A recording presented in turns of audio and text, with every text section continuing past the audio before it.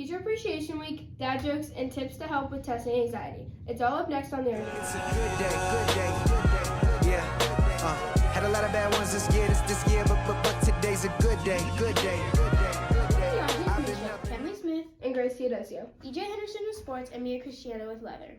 At this time, please stand for the Pledge of Allegiance. Attention, salute, flag. I pledge allegiance to the flag of the United States of America and to the republic for which it stands, one nation, under God, indivisible, with liberty and justice for all. Now for weather with Mia Cristiano. Today's high is 83 with a 43% chance of rain.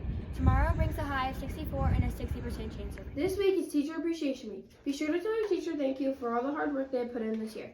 It is now open season for volleyball. Second grade travels to the Greenville Zoo tomorrow. There will be a middle and elementary chorus concert tomorrow at 6:30 this Wednesday, May 10th. Third and fourth grade will take the ELA Session 1 SU Ready testing. The 8th grade dance is May 19th from 7 to 9 p.m. at the Yon Center in Fountain. Today's lunch menu is stuffed shells, meatball subs, salad bar, and fresh fruit. Our sports anchor, EJ Henderson, introduces the sports of cheerleading. Here's some facts about cheerleading. Cheerleading is more than 100 years old, and in the beginning, all cheerleaders were men. The first cheerleaders in the United States were organized by a Princeton graduate named Thomas Peebles, who had been a part of a Yell leader. There has been part of a pep squad. It is said that he moved to Minnesota, and there he spurred the idea to organize cheerleaders to support the University of Minnesota football team, who were undergoing a losing streak in the November 2nd, 1989 football game between Princeton and the University of Minnesota. 6 male cheerleaders entertained the crowd for the first time. Our reporter Maddie Hilliard researched the sport a little more and spoke with RGS students who cheer. I'm EJ Henderson interviewing Liz Lewis about competitive cheer. So Liz, how long have you been doing cheer for? I've been doing cheer for 9 years now. What's your favorite part about cheer? I like the tumbling part of it, the friendships you make, and the high school basketball and football games. So, what team do you cheer for? I cheer for Hillcrest High School and Fire Gym Academy. Thank you.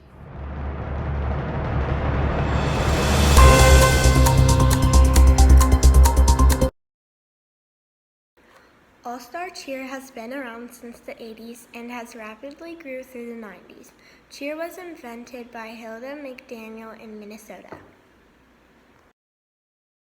Over the years, All-Star Cheer has gained lots of people in the sport. Today, over 150,000 people do cheer. There can be 2 types of cheer, All-Star and school cheer. All-Star Cheer does not cheer for a school football team or a basketball team, but school cheer does. There are various levels of cheer ranging from beginner level 1 to advanced level 7. Interviewer Maddie Hilliard interviewed a 6th grade student on cheer. I'm Maddie Hilliard and I'm here with Lucy Matlock. How long have you been doing cheer? 9 years. What's your favorite part about it? I like tumbling, but I also like going to practices because I get to bond with my teammates. Okay, thank you. I'm Maddie Hilliard and I'm reporting for RGS. Now for this day in history with Wright Fouché. I didn't see you there. there. On May 8th, 1521, Parliament of Worms installs Edict to Smart and Luther. Emperor Charles V passed the Edict of Worms, which banned Luther's writings and declared him a heretic and enemy of the state. Although the edict mandated that Luther should be captured and turned over to the emperor, it was never enforced. Nevertheless, it inhabited Luther's travels throughout his lifetime. Hooray! What? What's so funny? 8th grade spent last week in Washington, D.C. Our executive producer, Jalen Hill, has a recap Good of morning. the trip. I am Jalen. I'm excited to share with you our recent trip to Washington, D.C. in our 8th grade classes. We had an amazing time exploring the city's landmarks and museums. On the first stop was Luray Caverns, a natural wonder located in Luray, Virginia. We learned that the cave system was discovered in 1878 by a tinsmith named Andrew Kimball. In the area that covers over 64 acres of land, the caverns are home to unique geological formations and visitors can explore them year-round.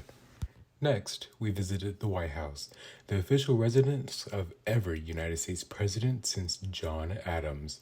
We learned that the building was designed by James Corbin an Irish-born architect, and covers an area of approximately 55,000 square feet. We even got some amazing photos of this iconic building. We also visited the National Museum of African American History and Culture, a powerful museum that documents the history and contributions of African Americans to American society and culture. We were impressed by the collection of over 36,000 artifacts and exhibits. On the Monuments and Memorials Guided Tour, we saw some of the most iconic landmarks in Washington, D.C., such as the Lincoln Memorial, the Washington Monument, the World War II Memorial. At the Arlington National Cemetery, we paid our respects to over 400,000 military veterans and their families, including those who served in every major conflict in America's history. We witnessed the changing of the guard at the Tomb of the Unknown Soldier, the solemn and moving ceremony.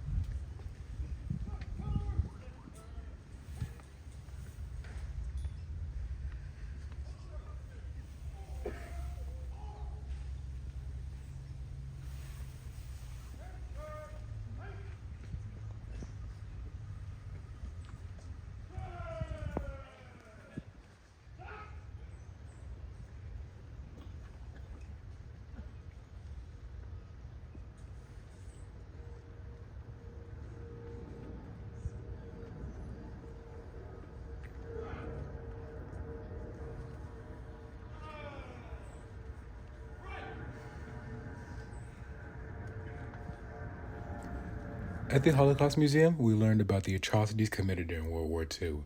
We were moved by the museum's permanent exhibits, which tells the story of the Holocaust through artifacts, photographs, and other documents.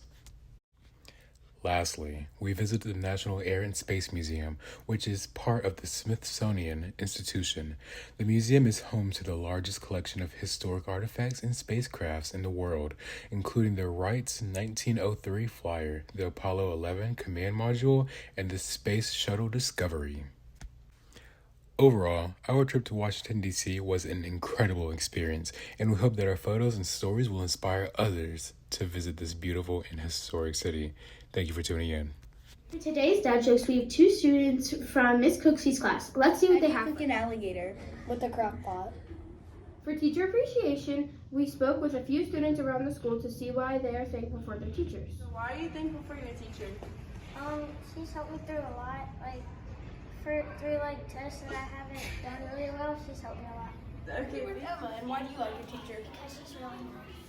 Thank you, Caroline. And why do you like your teacher? Because she lets us free play at the end of the day. Cool, next Wednesday. Why do you like your teacher?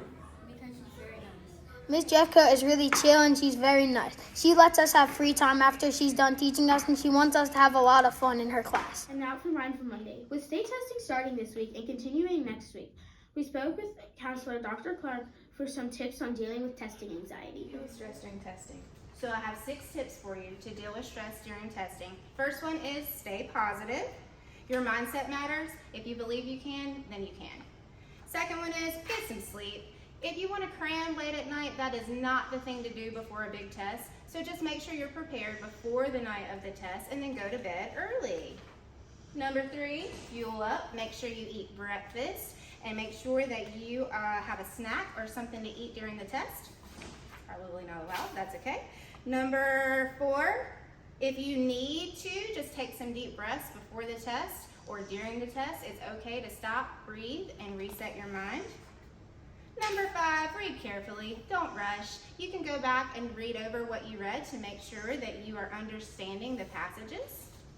The last one, review your answers. Like I said, don't rush through a big test. You have time. It is not time. So go back and see and make sure that your answers are what you meant to actually say.